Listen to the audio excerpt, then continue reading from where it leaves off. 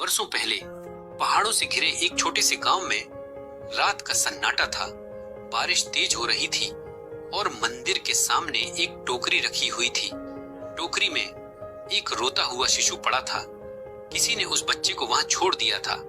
पुजारी ने बच्चे को उठाया और उसे नाम दिया विवान। गांव वाले कहते, ये बच्चा अनाथ है, इसका कोई सहारा नहीं। लेकिन किस्मत चुपचाप अपनी कहानी लिख रही थी। विवान बड़ा हुआ तो उसने पाया कि उसके पास अपना कोई नहीं है। गांव के बच्चे उसे चिढ़ाते, अरे अनाथ, तेरे माँ बाप कहाँ हैं? वह चुपचाप सह लेता, दिन में दूसरों के खेतों में काम करता और रात को मंदिर के कोने में बैठकर वही पुरानी फटी किताबें पढ़ता। वह अक्सर आसमान की ओर देखता और सोचता, भगवान, अगर मेरे माता पिता नहीं हैं, तो क्या मेरे सपने भी नहीं होंगे? एक दिन मंदिर की अलमारी साफ करते हुए उसे एक पुरानी चिट्ठी मिली। उस पर लिखा था, जिस बच्चे को यह पत्र मिले, जान लो कि तुम्हारे अंदर कुछ ऐसा है जो बाकी दुनिया से अलग है। तुम गरीबी में पैदा हुए हो, लेकिन महान बनने के लिए नियति ने तुम्हें चुना है। विवान ने उस पत्र को अपनी तकदीर मान लिया। अब उसका सपना साफ था, वह अफसर बनेगा और गांव का नाम रोशन करेगा। लेकिन मुश्किलें आसान नहीं थी। फीस भरने के पैसे नहीं, किताबें खरीदने के लिए साधन नहीं, पेट भरने तक के लिए संघर्ष। वह खेतों में काम करके थोड़ा पैसा कमाता और उसी से फटे नोटबुक और पेंसिल खरीद लेता। कई रातें भूखे पेट गुजरती, लेकिन उसका विश्वास भूखा नहीं होता। गांव के अमीर जमींदार ने एक दिन सबके सामने कहा, अरे विवान, अनाथ होकर तू अफसर बनेगा, यह तेरे बस की बात नहीं। खेत जोत, यही तेरी औकात है। विवान की आंखें भर आईं, मगर उसने जवाब दिया, औकात इंसान की मेहनत तय करती है, जन्म नहीं। यह बात गांव में आग की तरह फैल गई। लोग उसका मजाक उड़ाते, लेकिन कहीं न कहीं बच्चों और युवाओं के दिल में एक चिंगारी भी जला गई।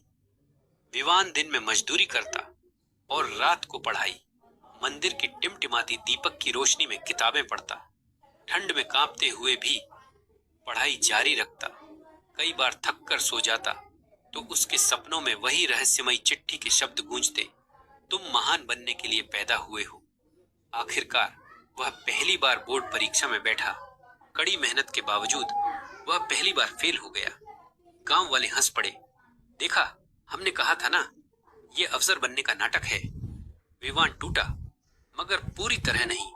उसने खुद से कहा, असली हार वो है जब इंसान कोशिश छोड़ देता है। शहर से आए एक स्कूल टीचर ने उसकी हालत देखी और कहा, बेटा, तेरे पास साधन नहीं है, लेकिन तेरे अंदर आग है, मैं तुझे पढ़ाऊंगा।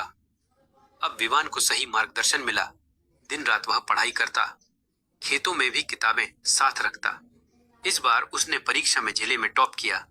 अखबारों में उसका नाम छप गया। गरीब अनाथ लड़के ने रचा इतिहास। गांव वाले जो कभी उसका मजाक उड़ाते थे, अब तालियां बजाने लगे। सरकार ने उसकी पढ़ाई की जिम्मेदारी उठाई। वर्षों की मेहनत के बाद विवान ने सिविल सर्विस परीक्षा पास कर ली और अफसर बन गया। जब वह अपने पहले पद पर पहुंचा तो उसने अपने अतीत की खोजबीन करवाई। पता चला कि उसके पिता भी ईमानदार अफसर थे, जिन्हें भ्रष्टाचारियों ने मार डाला और विवान को अनाथ छोड़ दिया।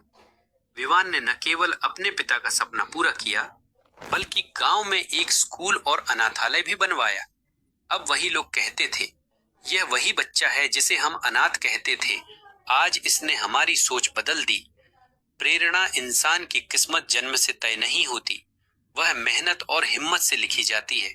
अगर सपनों के लिए सच्चा जुनून हो, तो गरीबी, अकेलापन और ताने कुछ भी रोक नहीं सकते।